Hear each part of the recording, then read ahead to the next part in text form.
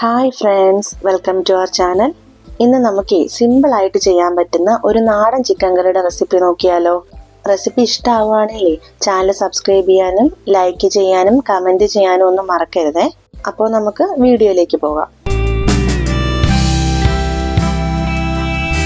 ഒരു 3/4 കിലോയ്ക്ക് മേളിലുള്ള ചിക്കനാണ് ഞാനിവിടെ എടുത്തിരിക്കുന്നത്.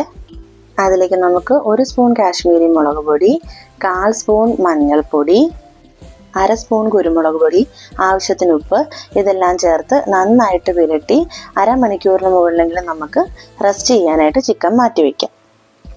കടായി ചൂടായി വരുമ്പോഴേ അതിൽ ആവശ്യത്തിൽ എണ്ണ ഒഴിച്ച് നമ്മൾ നേരത്തെ പുരട്ടി മാറ്റി വെച്ച ചിക്കൻ എടുത്ത് ഓരോ പീസ് ഇട്ട് വറുത്തെടുക്കുക. ചിക്കൻ നന്നായി വെന്ത് വരുമ്പോൾ ഓരോ സൈഡും തിരിച്ചും മറിച്ചും ഇട്ട് നന്നായിട്ട് മുരിച്ചെടുക്കണേ.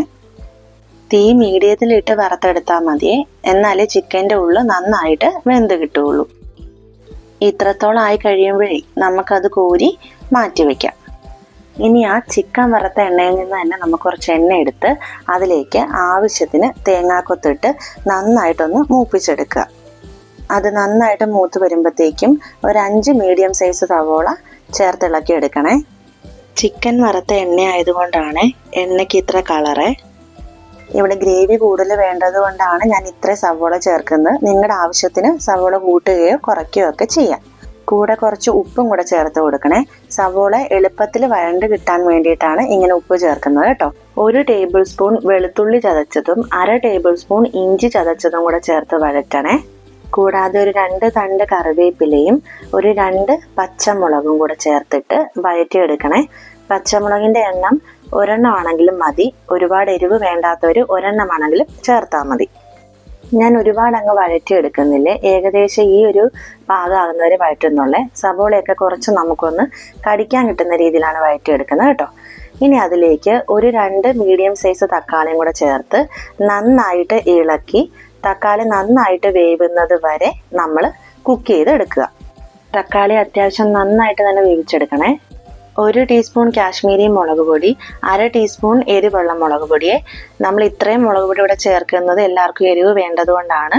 നിങ്ങൾക്ക് ഇത്ര ആവശ്യമില്ലെങ്കിൽ ഇതിലും കുറച്ച് ചേർത്താൽ മതിയേ. നമ്മൾ ചിക്കൻ വറുത്തപ്പോഴും മുളക് പൊടി ചേർത്തിട്ടുണ്ട്, കൂടാതെ പച്ചമുളകും ചേർത്തിട്ടുണ്ട്. അതുകൊണ്ട് എരിവ് നന്നായിട്ട് ശ്രദ്ധിക്കണം കേട്ടോ, കൂടിപ്പോവരുത്. 1/4 സ്പൂൺ മഞ്ഞൾപ്പൊടി കൂടാതെ 1/2 ടേബിൾ സ്പൂൺ ഓഫ് ചിക്കൻ മസാലയും കൂടെ ചേർത്ത് നന്നായിട്ട് ഇളക്കി യോജിപ്പിച്ച് മസാലകളുടെ പച്ചമണം മാറ്റി എടുക്കുക. ചെറിയ തീയിലിട്ടേ മൂപ്പിച്ചെടുക്കാവുള്ളൂ, ഇല്ലെങ്കിൽ മസാലകൾ കരിഞ്ഞു പോകാൻ സാധ്യതയുണ്ട്.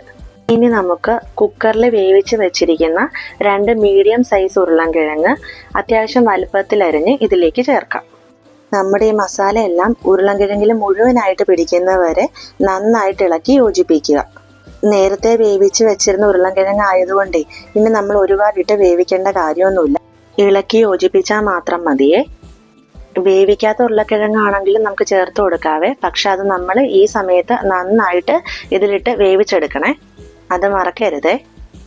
ഇനി നമുക്ക് വറുത്ത് മാറ്റി വെച്ചിരിക്കുന്ന ചിക്കൻ ഇതിലേക്ക് ചേർത്ത് കൊടുക്കാം.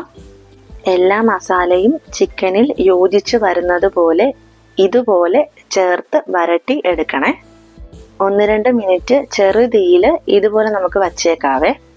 എന്നിട്ട് ഇതിലേക്ക് നമ്മുടെ ഓരോരുത്തരുടെയും ഗ്രേവിക്ക് ആവശ്യമായിട്ടുള്ള നല്ല തിളച്ച വെള്ളം ചേർത്ത് കൊടുക്കണേ. തിളച്ച വെള്ളം തന്നെ ചേർത്ത് കൊടുക്കാൻ ശ്രദ്ധിക്കണേ, ഇല്ലെങ്കിൽ നമ്മുടെ ഗ്രേവിയുടെ ടേസ്റ്റ് അങ്ങ് മാറിപ്പോവും. അതുകൊണ്ടാണ് 2-3 മിനിറ്റ് നന്നായിട്ട് തിളപ്പിച്ച് കഴിഞ്ഞാൽ നമ്മുടെ ടേസ്റ്റി ആയിട്ടുള്ള ചിക്കൻ കറി ഇവിടെ റെഡി ആയിട്ടുണ്ട്. ഞാൻ ആദ്യം പറഞ്ഞതുപോലെ സവോളയൊക്കെ നമുക്ക് നന്നായിട്ട് കടിക്കാൻ കിട്ടുന്ന ഭാഗത്തിനെ വഴറ്റിയെടുക്കാവുള്ളേ. അതുപോലെ നല്ല രുചിയുള്ള ചിക്കൻ മസാല ചേർക്കാനും ശ്രദ്ധിക്കണേ. ഇങ്ങനെ ചെയ്യുവാണെങ്കിൽ നമുക്കൊരു പ്രത്യേക രുചിയിലായിരിക്കും ഈ ചിക്കൻ കറി കിട്ടുന്നത്. ഇങ്ങനെ ചെയ്തു നോക്കിയിട്ട് എല്ലാവരും ഒന്ന് അഭിപ്രായം കമൻറ്റ് ബോക്സ് വഴി അറിയിക്കണേ.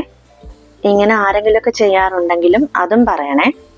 ചൂടോടുകൂടി തന്നെ നമുക്ക് സെർവിങ് ബൗളിലേക്ക് മാറ്റിയിട്ട് കുറച്ച് കറിവേപ്പിലയും കൂടെ ഇതുപോലെ ചേർത്ത് കൊടുക്കാവേ. ഇപ്പം നമ്മുടെ അധികം ആർഭാടങ്ങളൊന്നും ഇല്ലാത്ത ചിക്കൻ കറി റെഡി ആയിട്ടുണ്ട്.